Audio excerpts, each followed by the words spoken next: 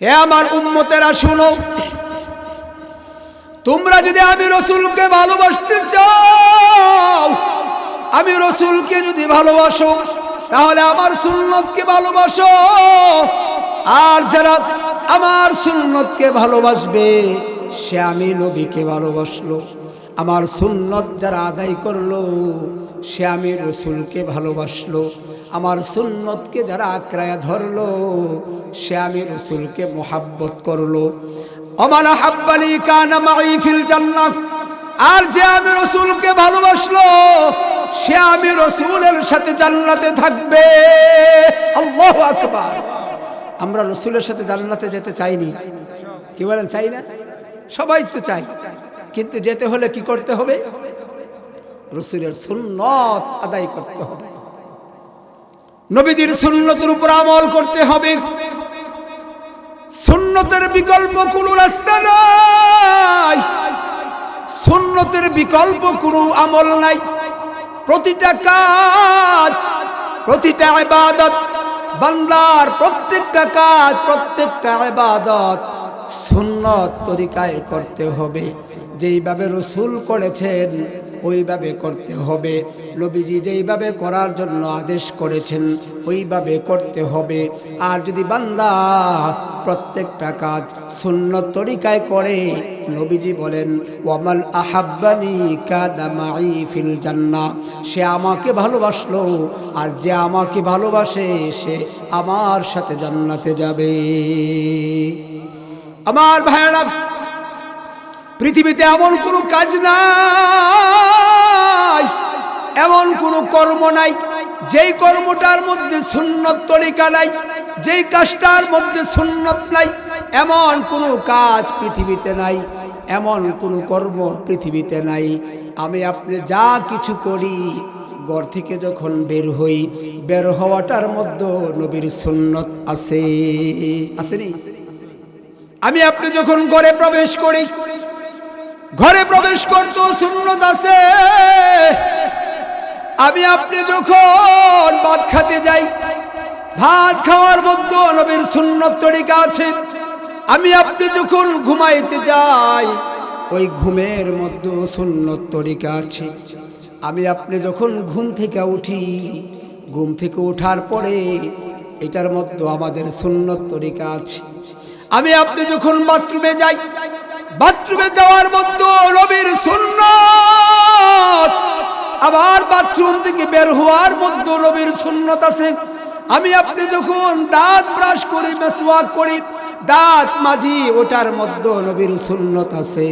আমি আপনি যখন গোসল করি, ওই গোসলের মধ্যে নবীর সুন্নত আছে না নাই? আমার ভাইরা, এইভাবে প্রতিটা কাজ, প্রত্যেকটা কাজের মধ্যে সুন্নত আছে। আর প্রতিটা কাজ যদি আমরা সুন্নত তরিকায় করতে পারি, তাহলে আমরা রাসূলের আশিক হয়ে যাব, তাহলে আমরা রাসূলের খাঁটি উম্মত হয়ে যাব। আর যারা রাসূলের উম্মত হবে, তারা নবীজির সাথে জান্নাতে যাবে। আল্লাহ পাক রব্বুল আলামিন তৌফিক না দিলে, আল্লাহ সাহায্য না করলে আজকের এই বিশাল আয়োজন হতো না। কি বলেন? অনেকের টাকা পয়সা আছে, কিন্তু এই ধরনের মজমা, এই ধরনের আয়োজন করতে পারে না। আর এখানে আমার সাথে সুন্দর আছে। আমার ভাইয়েরা, আমার ভূমিকা আমি লম্বা করব না, সময় কম, এশা পর্যন্ত আলোচনা করব। এশার আজান দিলে আলোচনা বন্ধ করে দিব। আমি আপনাদের খেদমতে কোরআনে কারিমের 114টি সূরার মধ্য থেকে 3 নম্বর সূরা সূরাতু আলে ইমরান, এই সূরাতু আলে ইমরানের 31 নম্বর আয়াত তেলাওয়াত করেছি। রাসূল আরবি সাল্লাল্লাহু আলাইহি সাল্লামের অসংখ্য অগণিত হাদিসে পাক থেকে একটি হাদিসের টুকরা পাঠ করেছি। আল্লাহ পাক যদি তৌফিক দান করেন, উক্ত আয়াত এবং হাদিসের উপর আলোচনা করব ইনশাআল্লাহ। আমার ভাইয়েরা, আমরা দুনিয়াতে এসেছি, আল্লাহ আমাদেরকে দুনিয়াতে পাঠাইছেন, একটা উদ্দেশ্য দিয়ে পাঠাইছেন। প্রত্যেকটা মানুষ যখন সে কাজ করে তার একটা ভবিষ্যৎ উদ্দেশ্য থাকে, তার একটা সাময়িক উদ্দেশ্য থাকে। যেই কোনো কাজ উদ্দেশ্য ছাড়া কেউ করে না। কি বলেন করে? আজকের এই মাহফিলটা করছেন উদ্দেশ্য কি? সওয়াবের উদ্দেশ্য, আমরা যেন নাজাত পেয়ে যাই, আমরা যেন গুনাহ মাফ করাইতে পারি। আজকে যেন এখানে দুইটা চোখের পানি ফেলাইয়া আল্লাহর কাছে একটু দোয়া করে আমরা যেন চোখের পানি ফেলাইয়া বলতে পারি, আল্লাহ আমাদের জীবনের গুনাহগুলি মাফ করে দেন। আয় আল্লাহ, গুনাহ করেছি, অপরাধ করেছি, অন্যায় করেছি, আয় আল্লাহ জীবনে আর গুনাহ করব না। এইভাবে যদি দুইটা চোখের পানি ফেলাইয়া আল্লাহর কাছে বলতে পারি, অবশ্যই আল্লাহ আমাদেরকে মাফ করে দিবেন। আমার ভাইয়েরা, এরকম প্রত্যেকটা বিষয়ের একটা না একটা উদ্দেশ্য আছে। ঠিক আল্লাহ রব্বুল আলামিন আমাদেরকে যে দুনিয়াতে পাঠাইছেন, এই পাঠানোর একটা উদ্দেশ্য আছে। সেই উদ্দেশ্যটা কি? আল্লাহ কোরআনে কারিমের মধ্যে বলেছেন, ওয়ামা খালাকতুল জিন্না ওয়াল ইনসা ইল্লা লিয়াবুদুন।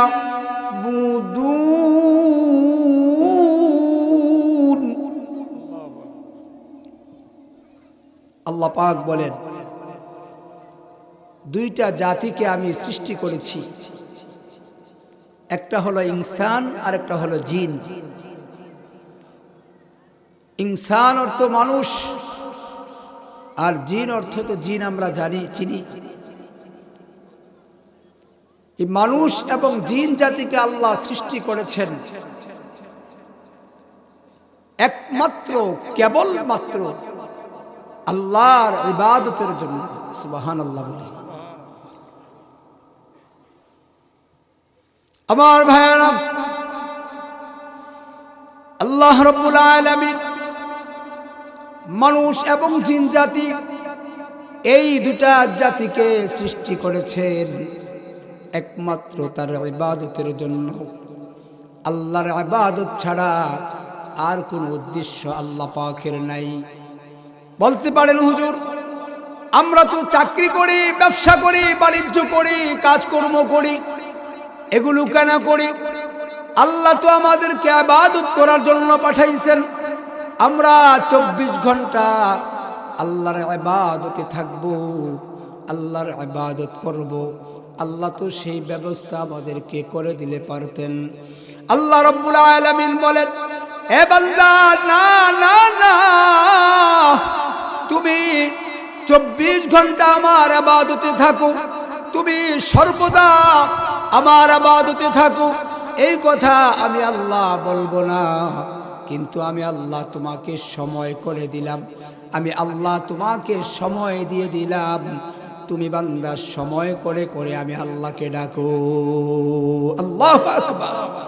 কেননা দুনিয়ায় চলতে হলে, থাকতে হলে, দুনিয়ায় বাঁচতে হলে আমাদের কাজকর্ম করার দরকার, ব্যবসা বাণিজ্য করার দরকার, আমাদের চাকরি বাকরি করার দরকার। যেহেতু আমাদের পেট আছে, আমাদের সংসার আছে, ছেলে মেয়ে আছে, বিবি আছে, এই জন্য আল্লাহ আমাদেরকে কাজেরও ব্যবস্থা করে দিয়েছেন। এই কাজগুলি হলো একমাত্র ইবাদতের সহায়ক। আল্লাহু আকবার। আমার ভাইয়েরা, আমি যদি না খাই আমার শরীর দুর্বল হয়ে যাবে। আমি দুর্বল হলে নামাজ পড়তে পারবো না, আমি দুর্বল হলে ইবাদত করতে পারবো না, আমি দুর্বল হলে আল্লাহর গোলামি দাসত্ব করতে পারবো না। এজন্য আল্লাহ আমাকে খাওয়ার ব্যবস্থা করেছেন। খাওয়ার পরে হাজত হবে, প্রয়োজন হবে, ওই প্রয়োজনগুলো সারানোর ব্যবস্থা করেছেন।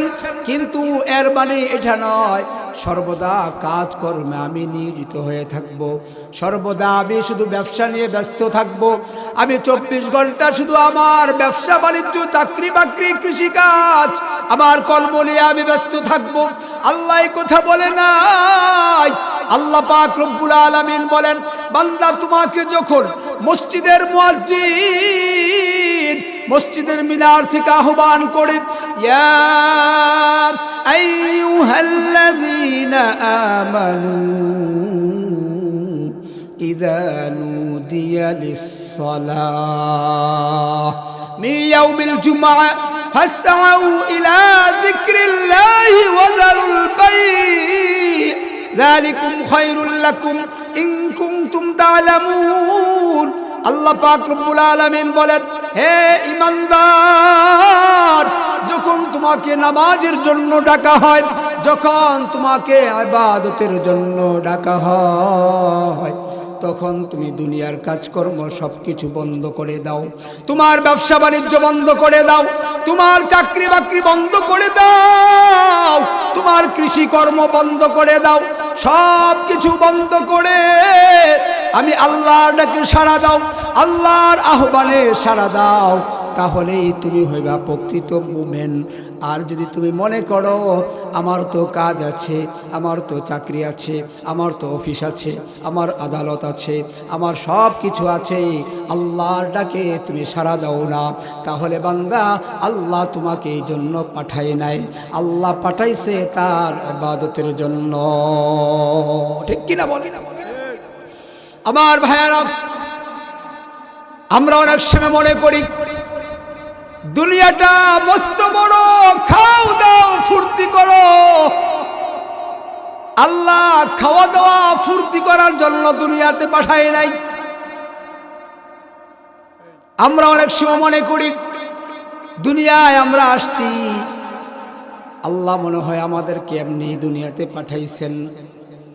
আল্লাহ পাক রব্বুল আলামিন বলেন, আফাহাসিবতুম আন্নামা খালাকনাকুম আবাসা ওয়া আন্নাকুম ইলাইনা লা তুরজাউন।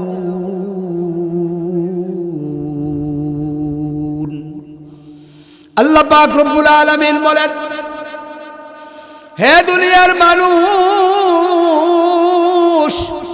তোমরা কি মনে করো আমি আল্লাহ তোমাদেরকে অনর্থক সৃষ্টি করেছি?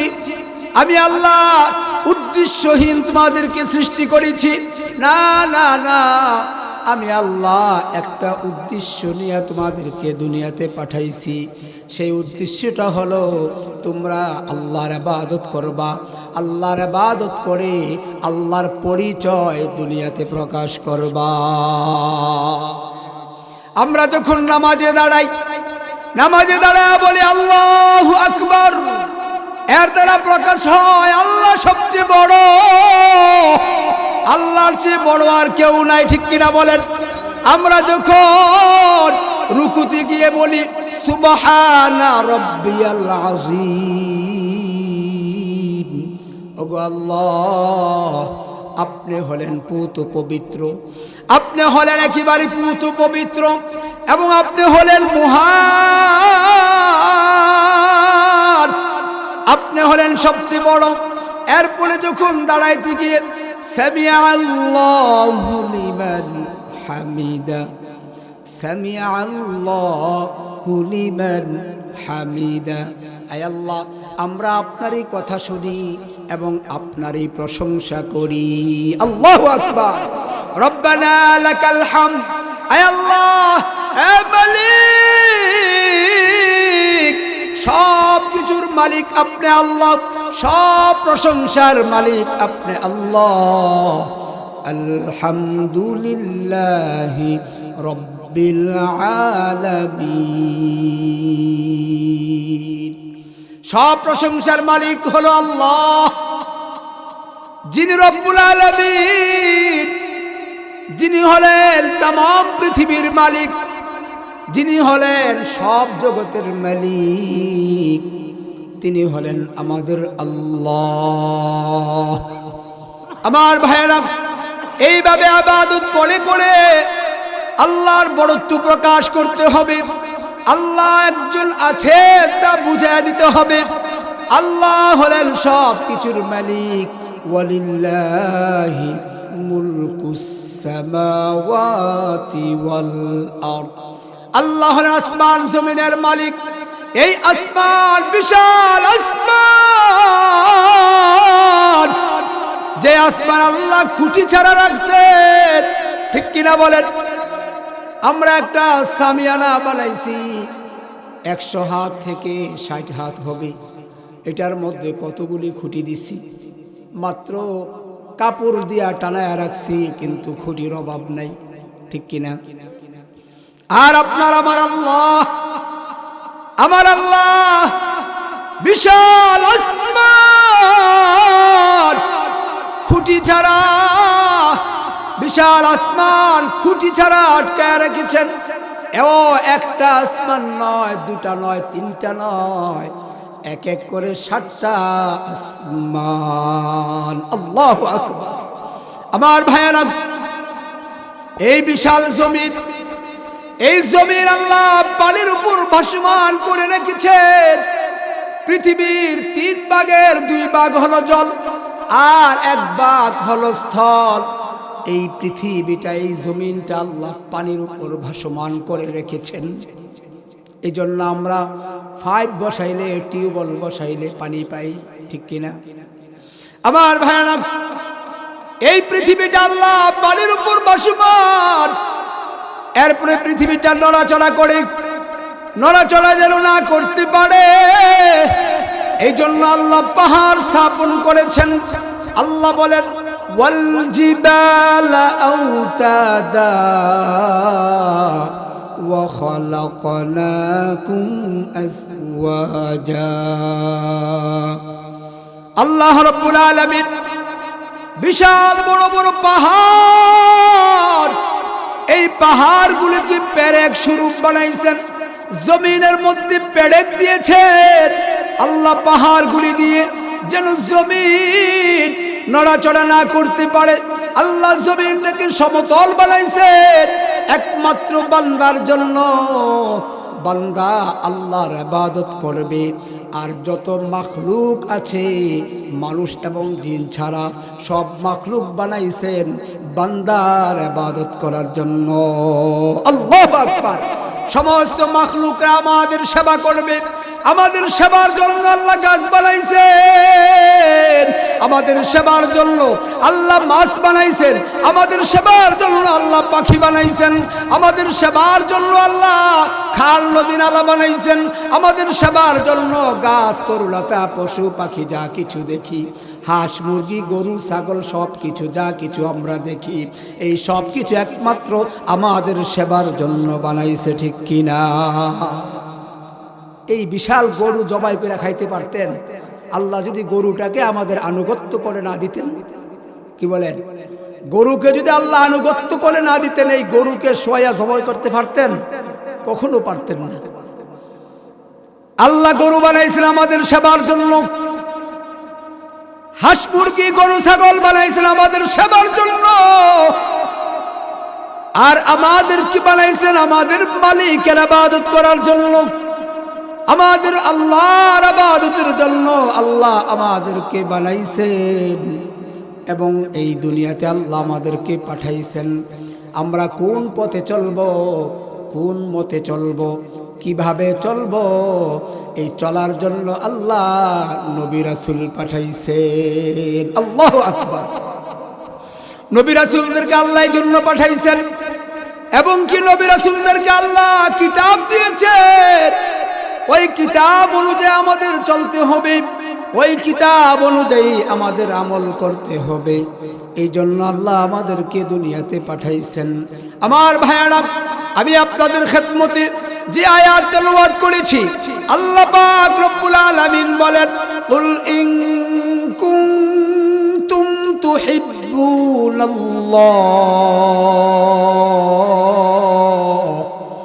ফাত্তাবিউনি ইউহিব্বুকুমুল্লাহ ওয়া ইয়াগফির লাকুম যুনুবাকুম ওয়াল্লাহু গফুরুর রহিম।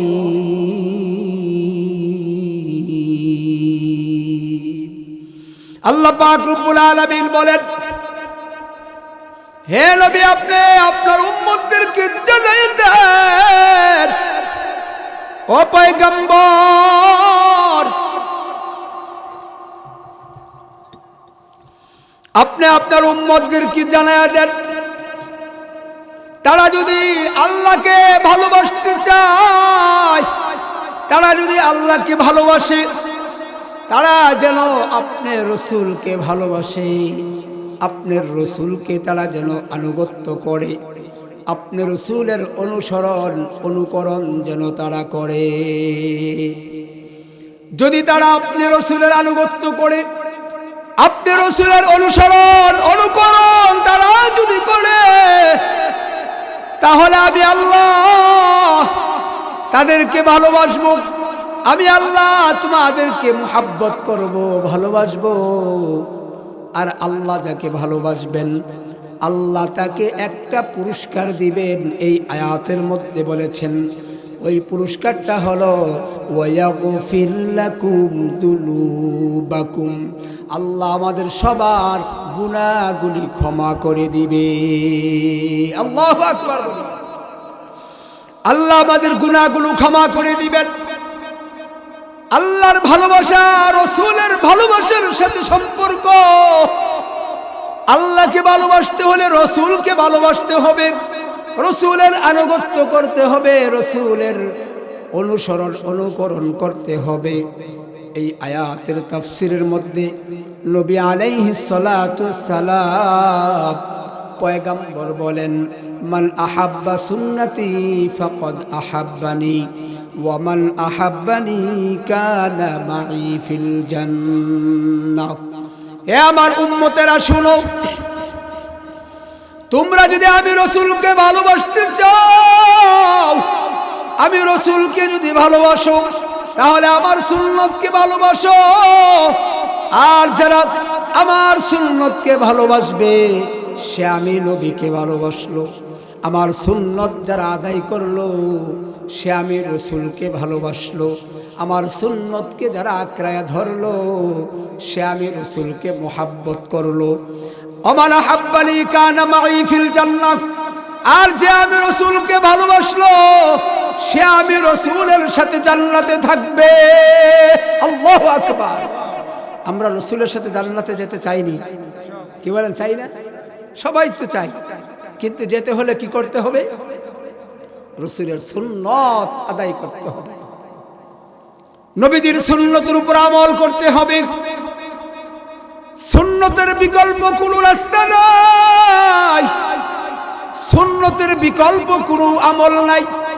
প্রতিটা কাজ, প্রতিটা ইবাদত, বান্দার প্রত্যেকটা কাজ, প্রত্যেকটা ইবাদত সুন্নত তরিকায় করতে হবে। যেইভাবে রসুল করেছেন ওইভাবে করতে হবে। নবীজি যেইভাবে করার জন্য আদেশ করেছেন ওইভাবে করতে হবে। আর যদি বান্দা প্রত্যেকটা কাজ সুন্নত তরিকায় করে, নবীজি বলেন ওয়ামান আহাব্বানি কানা মাই ফিল জান্নাহ, সে আমাকে ভালোবাসলো, আর যে আমাকে ভালোবাসে সে আমার সাথে জান্নাতে যাবে। আমার ভাইরা, পৃথিবীতে এমন কোনো কাজ নাই, এমন কোনো কর্ম নাই যেই কর্মটার মধ্যে সুন্নত তরিকা নাই, যেই কাজটার মধ্যে সুন্নত নাই। এমন কোনো কাজ পৃথিবীতে নাই, এমন কোনো কর্ম পৃথিবীতে নাই। আমি আপনি যা কিছু করি, ঘর থেকে যখন বের হই, বের হওয়াটার মধ্যে নবীর সুন্নত আছে, আসেনি? আমি আপনি যখন ঘরে প্রবেশ করি, ঘরে প্রবেশ করতে সুন্নত আছে। আমি আপনি যখন ভাত খেতে যাই, ভাত খাওয়ার মধ্যে নবীর সুন্নত তরিকা আছে। আমি আপনি যখন ঘুমাইতে যাই, ওই ঘুমের মধ্যে সুন্নত তরিকা আছে।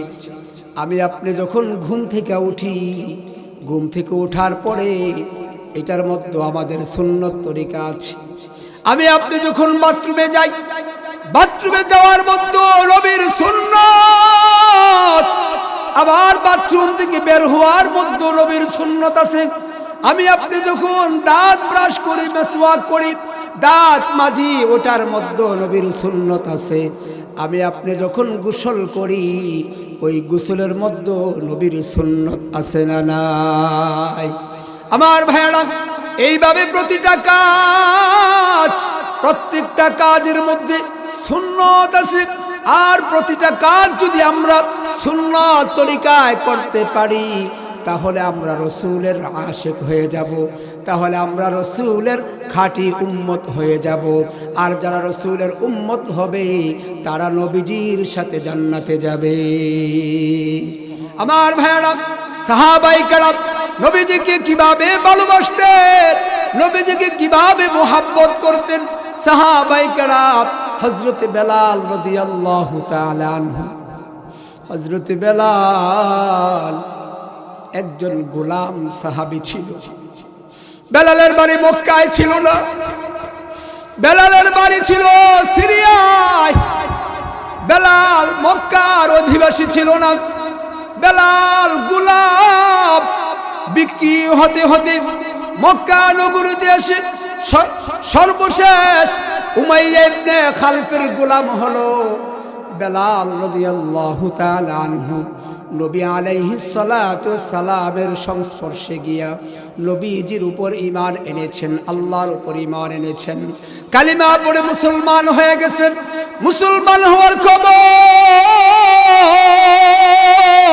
যখন বেলালের মালিক শুনল, উমাইয়া ইবনে খালফ যখন শুনতে পাইল উমাইয়ার গোলাম বেলাল মুসলমান হয়ে গেছে, এবার উমাইয়ার মাথা গরম হয়ে গেছে। ও বেলাল, তুমি আমার গোলাম হয়ে, আমি তোমার মুনিব হয়ে তুমি আমার দল থেকে বের হয়ে গেছো, তুমি মুহাম্মদের দলভুক্ত হয়ে গেছো। এ বেলাল, সাবধান করে দেই, সাবধান করে দেই, এখনো সময় আছে বেলাল, তাড়াতাড়ি ইসলাম ত্যাগ করো, তাড়াতাড়ি মুহাম্মদের ধর্ম ত্যাগ করো, তাড়াতাড়ি কালিমা ছেড়ে দাও, এক আল্লাহর ডাক থেকে ফিরে আসো। হযরত বেলাল বলেন, এ উমাইয়া ইবনে খালফ, তুমি আমার দুনিয়ার মালিক, কিন্তু যেই আল্লাহ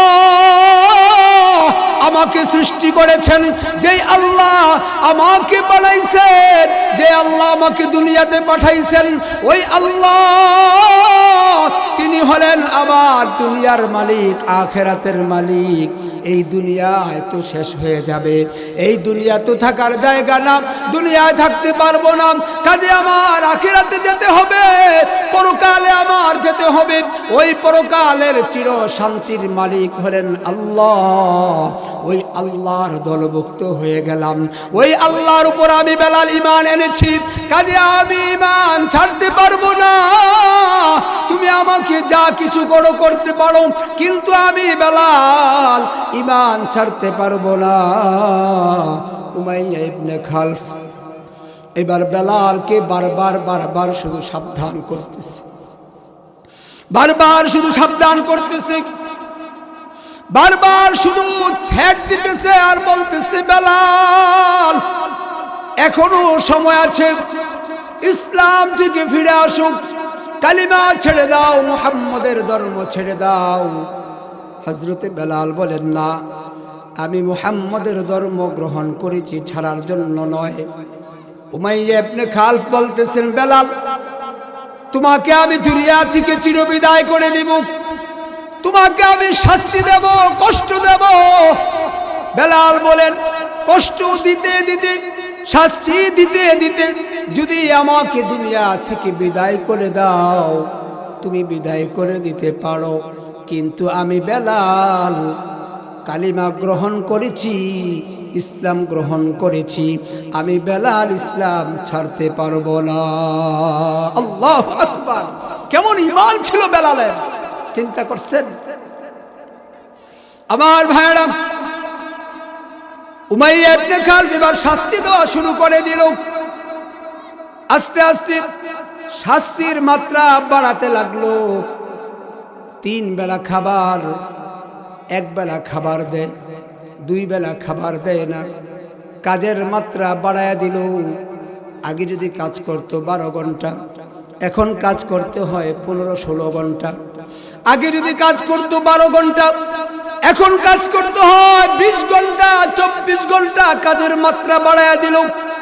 ওই দিক দিয়া খাবারের মাত্রা কমায়া দিল। হযরত বেলাল দুর্বল হয়ে যাচ্ছেন, দিনের দিন না খেতে খেতে বেলাল দুর্বল হয়ে যাচ্ছে, বেলালের শরীরের শক্তি কমে যাচ্ছে। উমাইয়া ইবনে খাল বলতেছে, বেলাল, ও বেলাল, এখনো সময় আছে, তুমি ছেড়ে দাও, এখনো সময় আছে, কালিমা ছেড়ে দাও। হযরত বেলাল বলেন, না না না, আমি মুহাম্মদের ধর্মে ছাড়তে পারবো না, আমি কালিমা ছাড়তে পারবো না। অবশেষে উমাইয়া ইবনে খালফ বেলালের উপরে নির্যাতন শুরু করে দিল, নিপীড়ন শুরু করে দিল। বেলালকে পিটাতে পিটাতে পিটাতে পিটাতে বেলালকে জমিনে শোয়া দিত। বেলাল জমিনের মধ্যে পড়ে যায়, কিন্তু বেলাল কালিমা ছাড়ে না। বেলাল জমিনের মধ্যে গইরায়া গইরায়া কান্দে, চোখের পানি ফালায়, আর বলে, উমাইয়া রে, আমার মা নাই, আমার বাবা নাই, আমি মক্কা নগরীতে গোলাম হয়ে এসেছি, আমার পক্ষে কেউ নাই, দুনিয়ার কেউ এসে আমার পক্ষে দাঁড়াবে না। এ উমাইয়া, আমাকে শাস্তি দিতে দিতে যদি দুনিয়া থেকে বিদায় করে দাও, আমি বেলাল বিদায় হতে রাজি আছি, কিন্তু আমি মুহাম্মদের ধর্ম ছাড়তে পারবো না। আমার ভাইরা, তারপর উমাইয়া শাস্তি বন্ধ করে না, শাস্তির মাত্রা বাড়া দিছে। এরপরে পিটাতে পিটাতে গলার মধ্যে রশি লাগাইয়া দিছে। ওই রশি উটের পিছনে বেঁধে দেওয়া হয়, ঘোড়ার পিছনে বেঁধে দেওয়া হয়, আর ওই ঘোড়া মক্কার অলিতে গলিতে ঢেউরায়, আর বেলাল শুধু পাথরের ভূমিতে, বালুকাময় ভূমিতে শেষরাইতে থাকে। বেলালের বুক শেষরাইতে শেষরাইতে বুকের চামড়া উঠে গেছে, বেলালের পিঠের চামড়া উঠে গেছে। বেলাল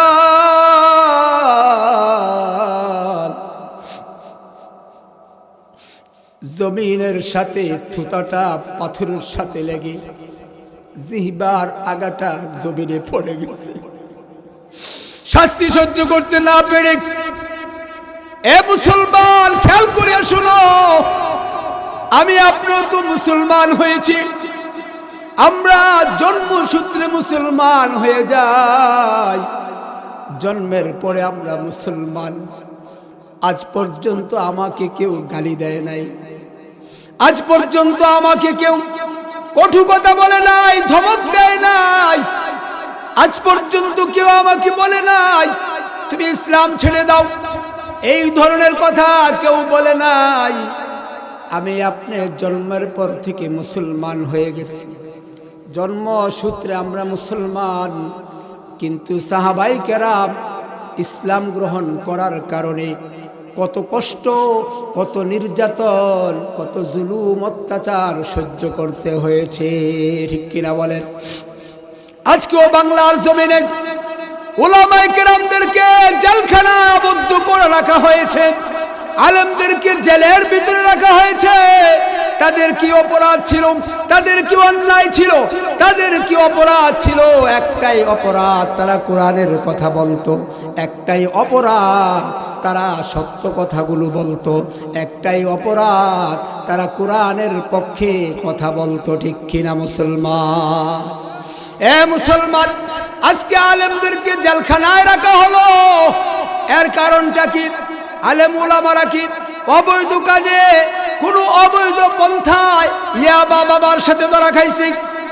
অথচ কত খারাপ বদমাশ, নির্লজ্জ, বেহায়া, যে সারা জিন্দেগি গুনাহ করতে করতে, বেহায়াপনা করতে করতে আর সীমা নাই, তাকেও জেল থেকে জামিন দেওয়া হয়, ঠিক কিনা? উলামায়ে কেরামদেরকে জামিন দেওয়া হয় না, এর কারণ একটাই, উলামায়ে কেরাম কোরআনের কথা বলেন, উলামায়ে কেরাম সত্য কথা বলেন, দ্বীনের কথা বলেন, রাসূলের কথা বলেন, আল্লাহর পরিচয় দেন, আল্লাহর পরিচয় তুলে ধরেন। আল্লাহর হুকুম জমিনে কায়েম করতে চান, এই বাংলার জমিনে কোরআনের শাসন কায়েম করতে চান, এই বাংলার জমিনে কোরআনের কথা বলতে চান, এইটাই উলামায়ে কেরামের দোষ। আমার ভাইরা, আমরা কোরআনের পক্ষে থাকব, কোরআনের পক্ষে থাকব। যদি মরতে হয় কোরআন নিয়ে মরব, যদি বেঁচে থাকি কোরআন নিয়ে বেঁচে থাকব। ঠিক কিনা বলে মুসলমান? আমার ভাইরা, হযরত বেলালকে উটের পিছনে বেঁধে দেওয়া হলো, বেলালকে ঘোড়ার পিছে বেঁধে দেওয়া হলো। বেলালের বুকের চামড়া উঠে গেছে, পিঠের চামড়া উঠে গেছে, লাল হয়ে গেছে, রক্ত ঝরঝর করে পড়তেছে। এখানেও ভাই একান্ত হয় নাই। এরপরও বলতেছে, বেলাল ছেড়ে দে, ছেড়ে দে, ইসলাম ধর্ম ছেড়ে দে, মুহাম্মদের ধর্ম ছেড়ে দে। কিন্তু বেলাল বলেন, আমি ইসলাম ধর্ম গ্রহণ করেছি, ছাড়ার জন্য নয়। আল্লাহু আকবার। আজকে উলামায়ে কেরামদেরকে রিমান্ড দেওয়া হয়, উলামায়ে কেরামের হাতে শিকল লাগাইয়া, পায়ে শিকল লাগাইয়া তাদেরকে আদালতে উঠানো হয়। আমার ভাইয়েরা, অথচ বড় বড় সন্ত্রাস, বড় বড় চাঁদাবাজ, বড় বড় ক্রাইম মিনিস্টার, যাদেরকে মানুষ ভয় পায়, যারা খুন করে, মানুষ হত্যা করে, যারা রাজপথে সরাসরি গুলি করে মানুষ হত্যা করে, এই সমস্ত বড় বড় ক্রাইম মিনিস্টাররাও আদালতে ওঠে সাবের মতন। ঠিক কিনা? এদের হাত কড়া নাই, এদের কোনো হাত কড়া নাই, হাত কড়া লাগাইয়া এদেরকে আদালতে উঠানো হয় না। অথচ নির্দোষ উলামায়ে কেরাম, নির্দোষ উলামায়ে কেরাম, তাদেরকে হাত কড়া লাগিয়ে আদালতে উঠানো হয়। আমার ভাইয়েরা, এটা প্রমাণ করে বাংলার জমিন ভবিষ্যৎ কোরআনের জমিন, বাংলার জমিন ভবিষ্যৎ কোরআনের শাসন বাংলার জমিনে কায়েম হবে। ঠিক কিনা? আমার ভাইয়েরা, হযরত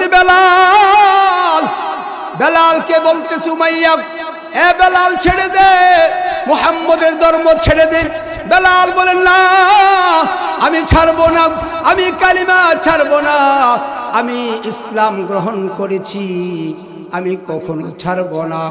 এরপরে বেলালকে শেষরিয়ে শেষরিয়ে মরুভূমির মধ্যে নিয়ে যাওয়া হলো। মরুভূমির মধ্যে উত্তপ্ত বালু, গরম বালির মধ্যে বেলালকে খালি গায়ে শোয়া দেওয়া হলো। আর বালির গরমে বেলালের পিঠ পুড়ে পুরে চামড়া খসে গেল, গোশতের মধ্যে গিয়ে হিট লেগে গেল।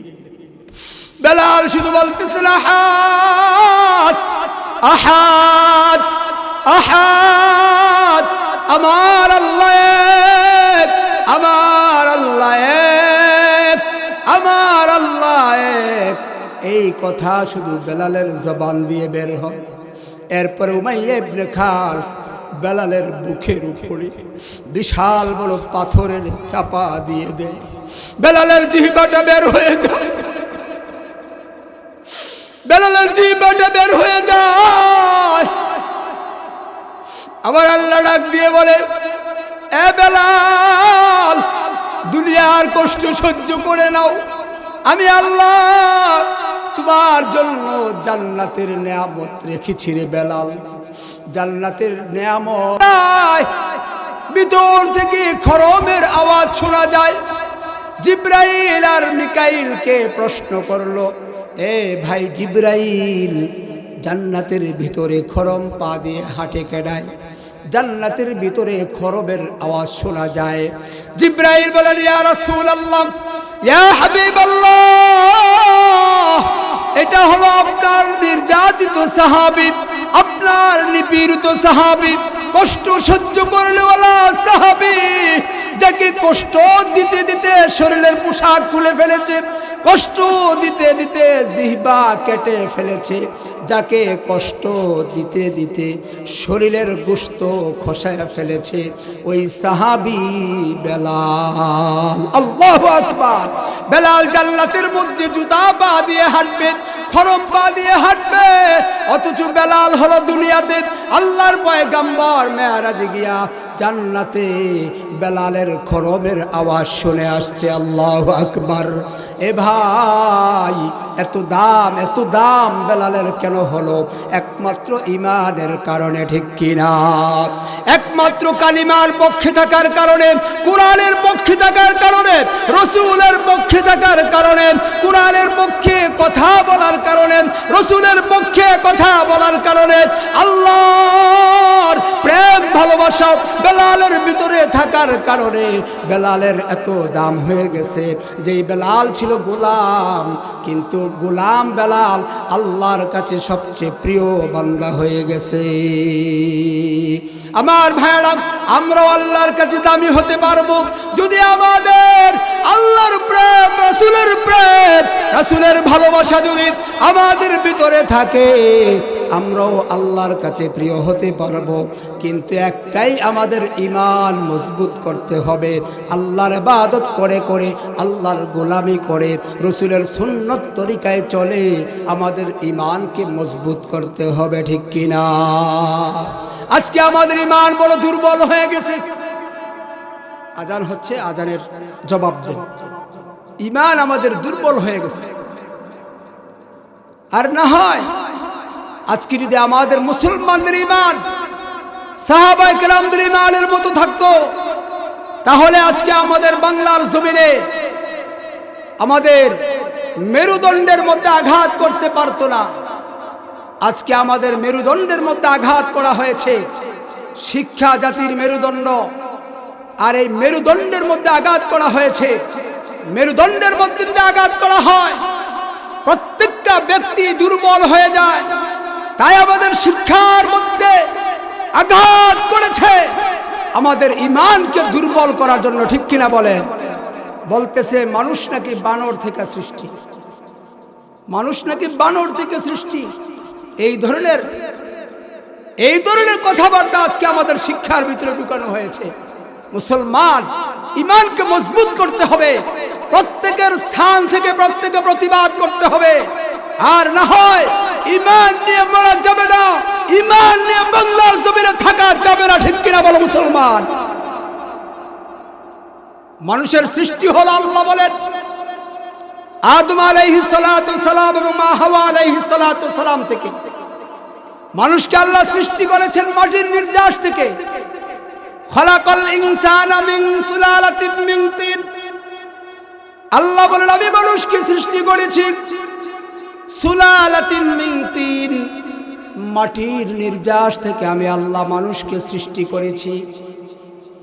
খলাকাল ইনসানা মিন সালসালিন কাল ফাখার ওয়া খলাকাল জান্না মিন মারিজিন মিন নার। আল্লাহ পাক রব্বুল আলামিন বলেন, আমি মানুষকে মাটি দ্বারা সৃষ্টি করেছি, ওই মাটিটাকে পোড়ায়া শক্ত করে এরপরে আমি তার ভিতরে রূহ দান করেছি। এরপরে আল্লাহ অন্য আয়াতে বলেন, লাকাদ খলাকনাল ইনসানা ফি আহসানি তাকওয়িম। আল্লাহ পাক রব্বুল আলামিন বলেন, আমি মানুষকে এত সুন্দর অবয়ব দিয়া, এত সুন্দর অবকাঠামো দিয়া মানুষকে সৃষ্টি করেছি, পৃথিবীতে আর কোনো প্রাণীকে এত সুন্দর করে বানাই নাই। আমি আল্লাহ মানুষের মধ্যে যোগ্যতা দান করেছি। আল্লাহু আকবার। আমি আল্লাহ মানুষের মধ্যে জ্ঞান দিয়েছি, মানুষের মধ্যে আকল দিয়েছি, মানুষের মধ্যে বুদ্ধি দিয়েছি। ওই জ্ঞান দ্বারা, আকল দ্বারা, বুদ্ধি দ্বারা আল্লাহর পরিচয় গ্রহণ করবে, আল্লাহর পরিচয় পাবে। এই জন্য আমি আল্লাহ মানুষকে শ্রেষ্ঠত্ব দিয়েছি। আল্লাহু আকবার। ওয়ালাকাদ কাররামনা বানি আদম। আল্লাহ বলেন, আমি বানি আদমকে শ্রেষ্ঠত্ব দিলাম। বানি আদমকে আমি আল্লাহ শ্রেষ্ঠত্ব দান করেছি। সমস্ত প্রাণীর চেয়ে দামি হলো বনি আদম, অথচ আজকে আমরা মানুষ হইয়া, শ্রেষ্ঠ প্রাণী হইয়া, শ্রেষ্ঠ মানুষ হইয়া নিজের দাম নিজে কমায়া দিচ্ছি, ঠিক কিনা? আল্লাহ বানরকে শ্রেষ্ঠত্ব দেয় নাই, আল্লাহ বানরকে শ্রেষ্ঠত্ব দিয়া বানায় নাই, মানুষকে শ্রেষ্ঠত্ব দিয়া বানাইছেন। মানুষকে আল্লাহ শ্রেষ্ঠত্ব দান করেছেন, কিন্তু মানুষের দাম বুঝলা না। বোঝা গেল তোমার আকলের মধ্যে, তোমার জ্ঞানের মধ্যে কুত্তা পেশাব করেছে, ঠিক কিনা? এই সমস্ত জ্ঞানী বুদ্ধিজীবী, এরা কখনো বুদ্ধিজীবী হতে পারে না, এরা মূর্খর চেয়েও খারাপ, ঠিক কিনা বলে? যাদের ভিতরে এই জ্ঞানটা নাই যে মানুষ আল্লাহ বানাইছে, আদম থেকে মানুষের সৃষ্টি, আর মানুষকে আল্লাহ শ্রেষ্ঠত্ব দিয়েছে, আর ওই জায়গায় তারা বলতেছে মানুষ বানর থেকে সৃষ্টি। তাহলে বানর থেকে যদি মানুষ সৃষ্টি হয়, তাহলে মানুষের দাম কমবো না বাড়বো? বুঝেন নাই কথা না? মানুষের দাম বাড়বে না কমবে? মানুষের দাম কমে যাবে। তুমি মানুষ হইয়া তোমার দামটা কেন কমাচ্ছ? আল্লাহ দাম বাড়ায় দিছে, আর তুমি মানুষ হইয়া তুমি দাম কমায় দিচ্ছ। আমার ভাইয়েরা, বিষয়টা এখানে শেষ না। তারা আমাদের ঈমানকে নষ্ট করার জন্য, আমাদের বাচ্চাদের ব্রেনকে ডাইভার্ট করার জন্য, আমাদের বাচ্চাদের ব্রেনটাকে তারা ঈমান হারা করার জন্য এই সমস্ত পায়তারা চালাচ্ছে। আমাদের সজাগ হতে হবে, সজাগ দৃষ্টি রাখতে হবে। আমাদের বাচ্চাদের ক্ষেত্রে আমরা দৃষ্টি রাখতে হবে, আমার সন্তান কি পড়তেছে, কি বুঝতেছে, এইদিকে আমাদের খেয়াল রাখতে হবে। আল্লাহ আমাদের সবাইকে বুঝার তৌফিক দান করুক, বলেন আমিন। আসসালামু আলাইকুম ওয়া রাহমাতুল্লাহি ওয়া বারাকাতুহু।